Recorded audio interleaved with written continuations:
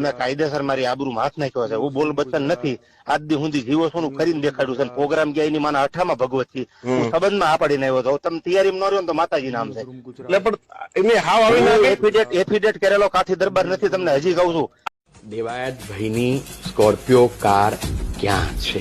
બરોબર, બકરી કોઈ લઈ ગયું હોય તોય ફરિયાદ થાય, ગાય ભેંસ લઈ ગયું હોય તોય ફરિયાદ થાય. આમાં તો 20 લાખની સ્કોર્પિયો છે. કાં તો એમની પાસે એમણે રાખી મૂકી છે સંતાડીને, અથવા તો સનાથલના તળાવની અંદર એને પથ્થર નાખીને ડૂબાડી દીધેલી છે.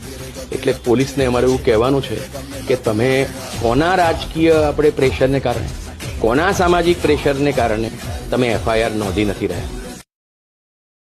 નમસ્કાર મિત્રો, કેમ છો? મજામાં દેશો મિત્રો. તો આજે આપણે વાત કરીશું દેવેશભાઈ ખવડ વિશે. અને મિત્રો, દેવેશભાઈ ખવડની ગાડી વિશે. મિત્રો, દેવેશભાઈ ખવડની ગાડી તો સનાથલના તળાવમાંથી મળી ગઈ છે. અને મિત્રો, તેના પણ ચોંકાવનારા કિસ્સા પણ સામે આવ્યા છે. મિત્રો, તેની સ્કોર્પિયો ગાડીને સૌપ્રથમવાર કાચ તોડનાર મેઘરાજસિંહ ગોહિલ સાણંદનો હતો. અને મિત્રો, તે મેઘરાજજી ગોહિલ છે તે ભાજપમાં છે અને તેનો ગુનાહિત ઇતિહાસ પણ ખરાબ છે અને તેના પિતાજી પણ ભાજપમાં છે. અને આ મિત્રો, તમને અમારો વિડીયો કેવો લાગ્યો?